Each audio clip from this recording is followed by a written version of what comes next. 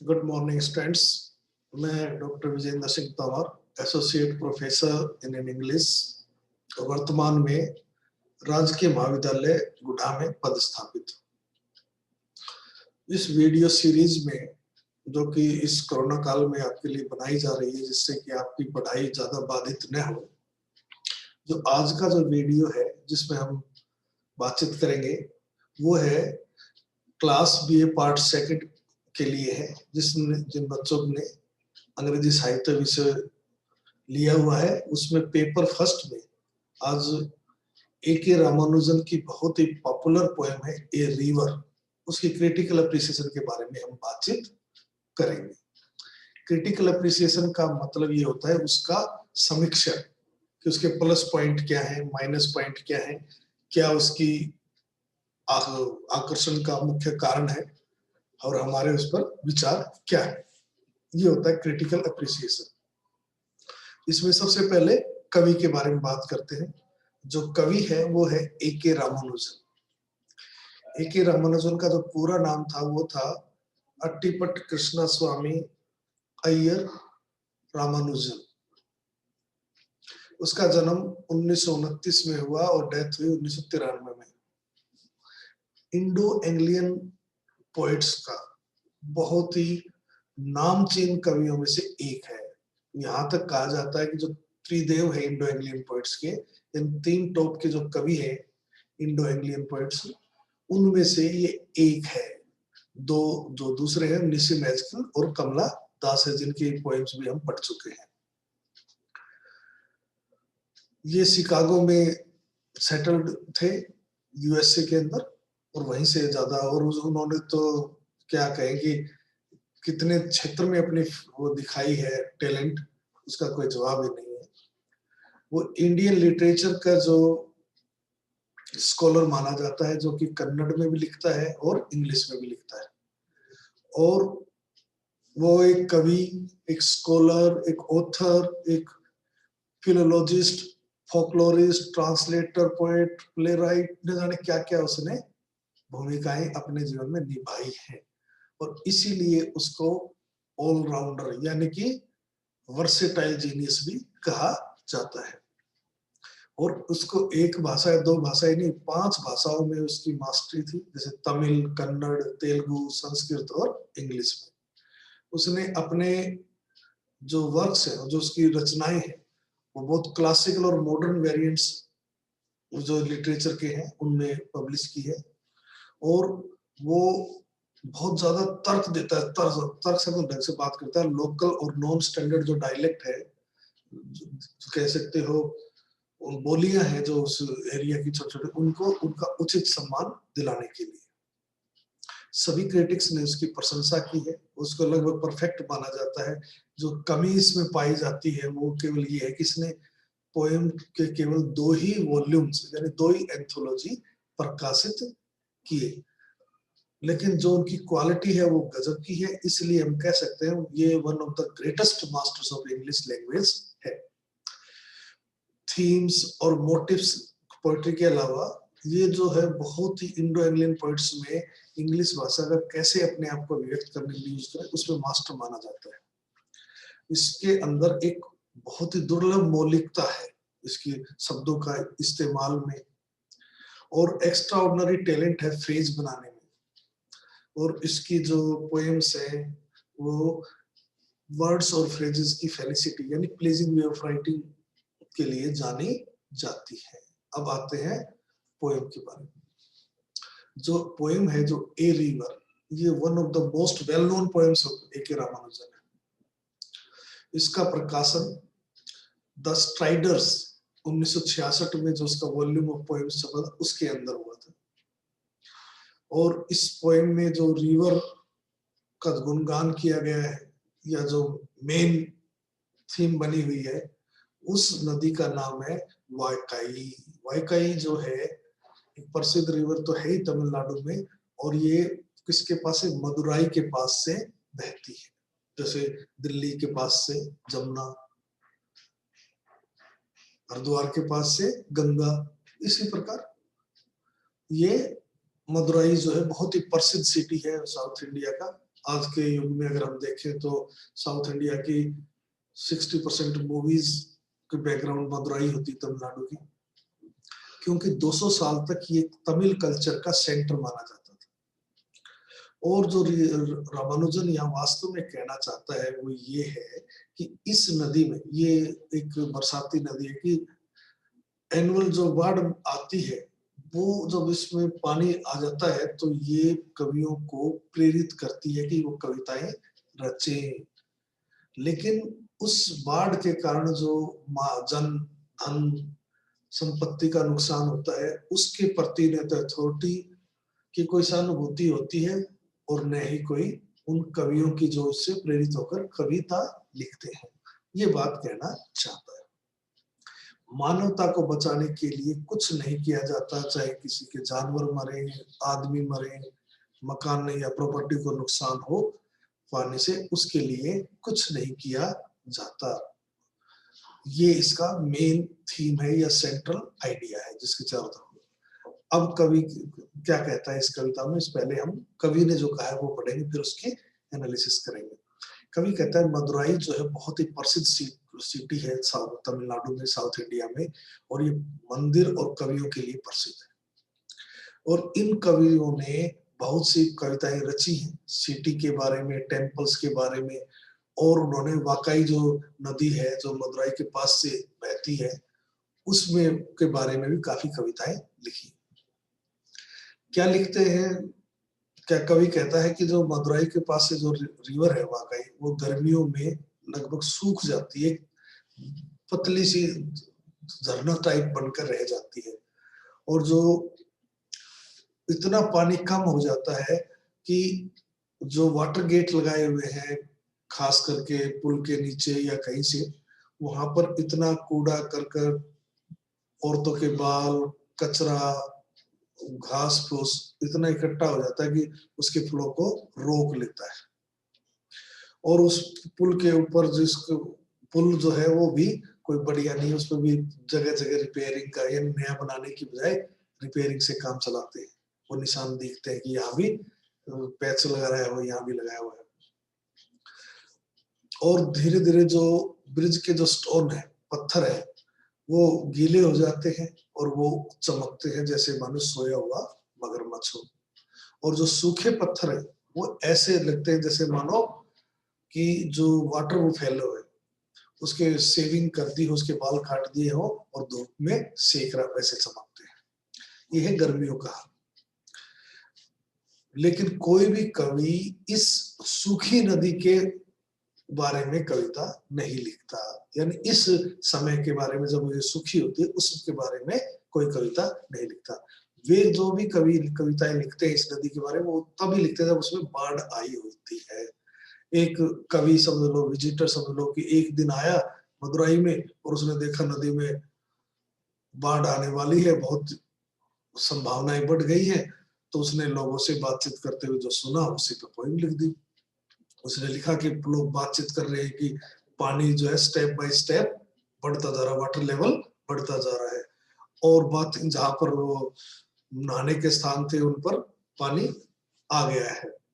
उसने लोगों के बारे में यह भी सुना कि भाई पानी की जो बाढ़ है उसने नुकसान करना भी शुरू कर दिया है, जैसे 3 village houses, 1 pregnant women, couple of cows, और हर साल ये ऐसा नुकसान करती है। ये 3 विलेज हाउसेस कोई पर्टिकुलर नेम, ये सिंपल है, संपत्ति का नुकसान, 1 प्रेग्नेंट वुमेन का मतलब इंसानों का नुकसान, और कपलों का जानवरों का नुकसान, ये हर साल करती है। लेकिन कोई भी इसको ज्यादा गंभीरता से नहीं लेता। नए कवि आते हैं वो भी वही चीज लिखते हैं इस पोएम में जो कि पुराने लिखते थे, उन्हीं की बात को कोट करते हैं। लेकिन जो नए कवि हैं वो उस चीज पर लिखते हैं जो मुसीबत, कैलेमिटीज, विपत्ति आती है, जिससे औरत डूब के मर गई, मान लीजिए उस औरत प्रेग्नेंट थी, वो उसके पेट में 2 जुड़वा बच्चे थे, कि उनके तकलीफ और दुखों के बारे में कोई नहीं लिखता। तो जो विजिटर जो है वो कहता है कि जो नदी में केवल बाढ़ के समय जो पानी आता है वही उनको पोएम्स को यानी कवियों को इंस्पायर करता है कि वो कविता लिख सके, और वो साल में एक बार ही होता है। और इसी ड्यूरिंग कह लीजिए हाफ एन आवर के फ्लड के वाटर के कैरियर में 3 गांव के मकान, एक कपल ऑफ काउस, गोपी वृंदा जिनके नाम थे प्रेग्नेंट वुमेन, तो ये डूब जाते हैं। यानी वही हर एक कभी नया हो चाहे पुराना वही चीज रिपीट करता है, कुछ जान माल का नुकसान, कुछ जानवरों का नुकसान, कुछ इंसानों का और कुछ प्रॉपर्टी का नुकसान। कभी ये कहता है कि अगर बारीकी से देखो, जो औरत मान लीजिए प्रेग्नेंट थी, जिसकी डेथ हुई या जिसको वो, उसके मान लीजिए बच्चे पेट में जो जुड़वा थे वो इतने जुड़वा थे कि उनमें कोई तिल भी नहीं था कि एक दूसरे को अलग कर सके, अलग पहचान सके कि मिस्टर ये है, ये जैसे हम सीता गीता या राम श्याम जो बोल देते हैं कि ये अलग अलग है। पहचाने, उनको पहचानने के लिए उन पर डायपर पहनाना पड़ता जिससे कि उनको पहचाना जा सके। यानी कि मनुष्यों के दुखों के बारे में कविता नहीं लिखते, बस जनरली जो बातें रिपीट होती आ रही है ट्रेडिशन उसी पे लिख देते हैं। ये थी पोएम की डेवलपमेंट ऑफ थॉट या आइडिया जो इसमें व्यक्त किया। अब हम इसकी क्रिटिकल अप्रिसिएशन करते हैं कि इसमें क्या है। पहली चीज तो ये एक टचिंग और पैगनेट वे यानी भावनाओं को बहुत ज्यादा प्रभावित करने वाली, दिल को प्रभावित करने वाली पोएम है कि सिंपली जो है कवि ने केवल एक ऑब्जर्वर की भांति लिखा है। वो कंप्लीट डिटैचमेंट मतलब ऑब्जेक्टिव पोएम के हिसाब से ऑब्जेक्टिव लिखा है, उसने जो देखा वही लिखा है। जो पैथोज है जिससे दया भावना आती है दिल में, वो इसका मुख्य पोएम का की नोट मुख्य बिंदु है। लेकिन किसी भी और पर्टिकुलर किसी तरीके को कवि ने इस्तेमाल नहीं किया जिससे कि रीडर की सहानुभूति उत्पन्न की जा सके। वो केवल कुछ फैक्ट बता देता है और वो फैक्ट जो है वो रीडर के ऊपर डिजायर्ड इफेक्ट यानी कि प्रभाव छोड़ते हैं। यानी आयरनी का इस्तेमाल किया है उन कवियों के खिलाफ जो पोएम लिखते रहते हैं नदी के बारे में। ये जो कवि है केवल वो जो फैक्ट वही रिपीट करते रहते हैं जो पुराने कवि कहते रहते थे। वो बिल्कुल भी इस बात पर ध्यान नहीं देते कि जो एक्चुअल हैवोक है, जो डैमेज है, नुकसान है, वो कैसा हुआ, किस किस का हुआ, क्या हुआ, उसके बारे में नहीं लिखते। बल्कि ओल्ड पोइट्स ने जो लिखा है उसी को लिखते रहते। बाढ़ आई, 3 मर गए, 2 हो गए, काम ये हो गया, वही आंकड़े पेश करते रहते हैं।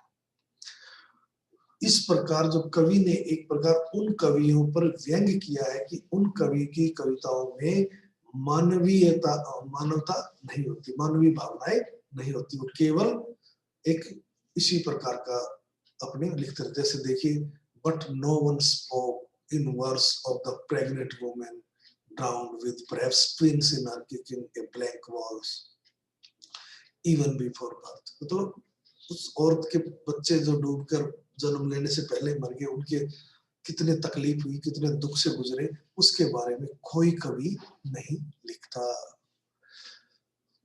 जो कुछ डिटेल्स इस पोएम के ओपनिंग लाइंस में दी गई नदी के बारे में कि वो नैरो स्ट्रीम बन जाता है, घास फूस आकर औरतों की बाल जो वाटर गेट पर आ जाते हैं और पैचेज ऑफ रिपेयर है ब्रिज पर, ये वास्तविकता देती है कि वास्तव में उतने इनसेंसिटिव हो चुके हैं। और कपल ऑफ ओरिजिनल जो है कन्विंसिंग सिमली है इस पोएम में।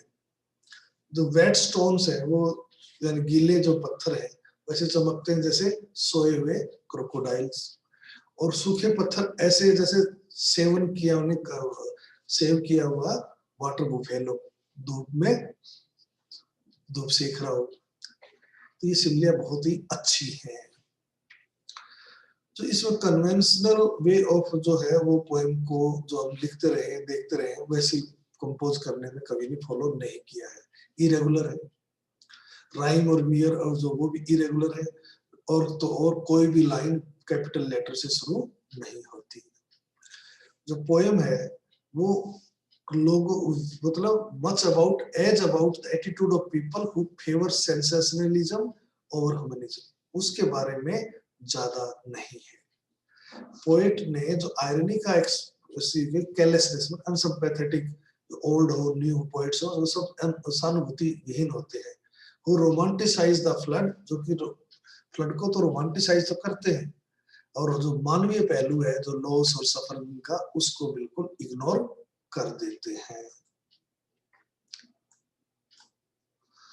जो ऑथर जो है इस बात पर गुस्से में है, जो ऑर्थोडॉक्स जो रूढ़िवादी हिंदू धर्म है उसके खिलाफ गुस्से में है। जो पुराने जो कवि हैं वो ओल्ड लीडर्स को, क्लर्क्स को एक्सेट्रा जो है न्यू पोएट्स उन्हीं को फॉलो करते, उन्हीं को प्रोसीड करते हैं और ओल्ड वन को फॉलो करते रहते हैं, जो उनको सिखाते हैं। मतलब नयापन कुछ नहीं होता।